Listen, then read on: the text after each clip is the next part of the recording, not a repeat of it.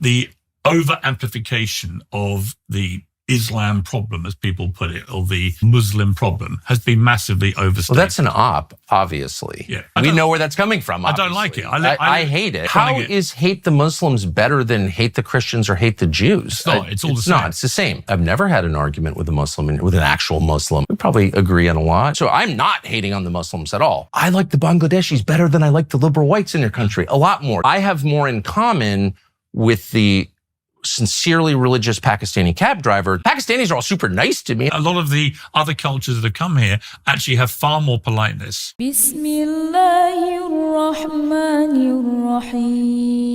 a revert, and I've learned the entire Salah through the guided Salamat. That means every single time I pray, The person who taught me gets the reward. 5 times a day, from Fajr to Isha. Sponsor 10 people for just £100 today.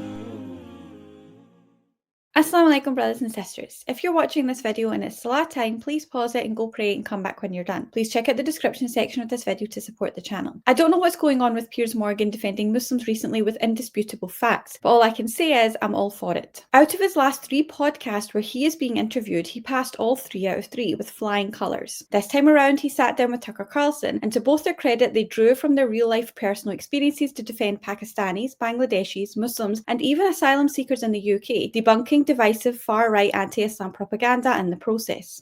There's a slight amplification of, for example, the number of Muslims in the country. I agree. There are nearly 4 million Muslims in the country, and that represents about 6% of the population.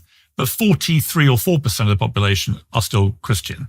So I do think, again, that the over-amplification of the Islam problem, as people put it, or the Muslim problem, has been massively overstated. Well, that's an op, obviously. Yeah. Hate the Muslims. No, we know where that's coming from, obviously. I don't like it. I hate it. How is hate the Muslims better than hate the Christians or hate the Jews? It's not. It's all the same. Not. It's the same. Hatred is hatred is hatred. I totally agree. It doesn't matter who you're hating. The moment you're in the hate game, then I think you're losing whatever argument is you're trying to have. I totally agree. I've never had an argument with a Muslim, with an actual Muslim. I'm from Bangladesh. I'm a Muslim.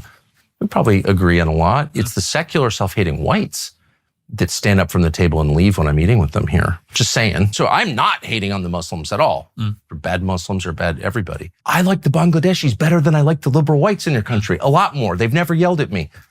I'm not attacking them. I think I have a lot more in common with the Pakistani cab driver than I do with the average Guardian staffer who's white. There are lots of white people who behave very badly in this country. Well, I've met them, and they yell at me. So yes, I just for the 5th time, I have more in common with the sincerely religious Pakistani cab driver than I do with anyone who works at the Times of London. That is just a fact. I don't like those people. I don't want to eat with them. And they're white. So all true. There are lots of people who are non-white, who've been born and raised in this country, who've contributed brilliantly I would never to deny the success of this country, who've risen to the top positions in top industries. I got hassled at your airport again. And Really? yeah, always. Well, for being Tucker Carlson. It's like, go see the attendant. And by the way, the attendant was some Pakistani woman who's like, oh, we're so glad you're here. Which I don't think I would have gotten from the liberal white ladies. Genuinely, have you felt threatened walking around? No, not at all. Of course. Again, who's going to do anything? Pakistanis are all super nice to me, and the whites are all kind of craven and sad. No, you're totally safe here, man. A lot of the other cultures that have come here actually have far more politeness. I agree. But there is a very lovely, quaint notion being built up in the United States, driven by people like Tommy Robinson here. Who's Tommy Robinson? You know Tommy Robinson. He seems like a fraud to me. Well, he's not even Tommy Robinson. His name's Stephen Yaxley. It's not even his real name. He's also convicted of multiple crimes. Thuggery, fraud. I don't even know anything about him, but he doesn't seem like he's that into Britain. We would call him a little shit stirrer, right? This idea that he's driven, that we're on the verge of some sort of civil war here. Do you feel that when you walk around? No, because that's my point. You're so passive. We're not passive. I never want this country to be a place that rejects genuine asylum seekers. Why? Well, because actually I believe that we have a duty to take care of people who are genuinely How fleeing. about your own people? Well, what about fleeing war-torn countries where we started the war? What about people... Stop starting wars. You're doing it again. Okay, but one of us opposed the Iraq war at the time, and it wasn't you.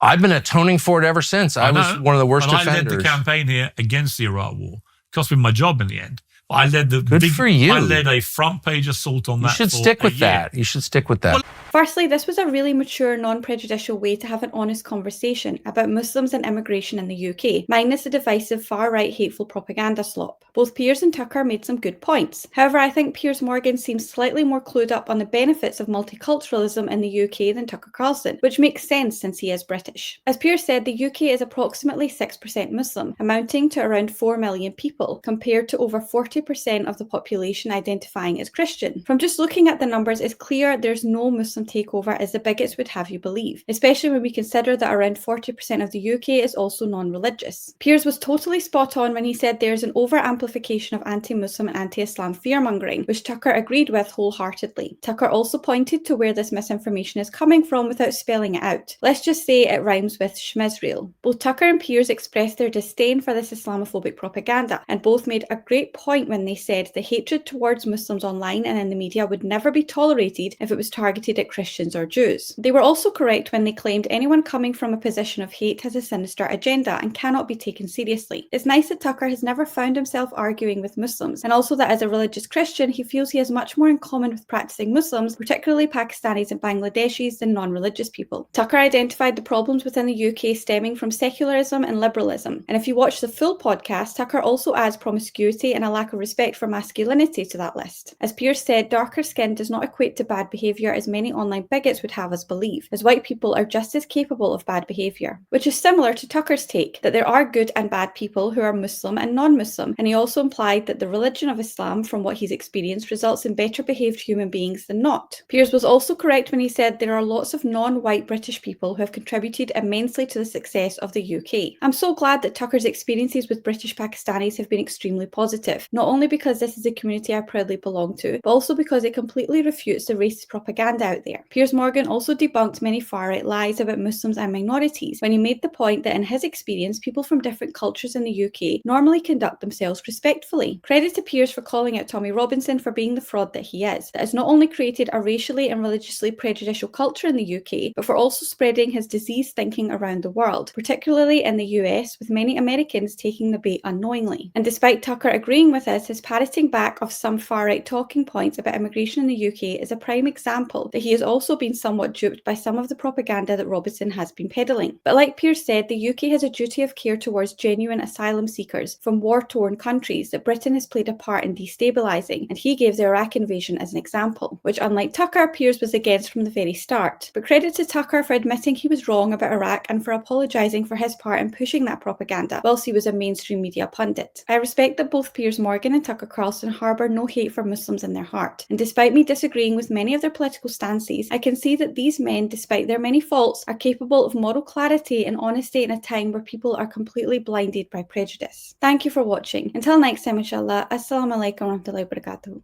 Allahu Akbar, Allahu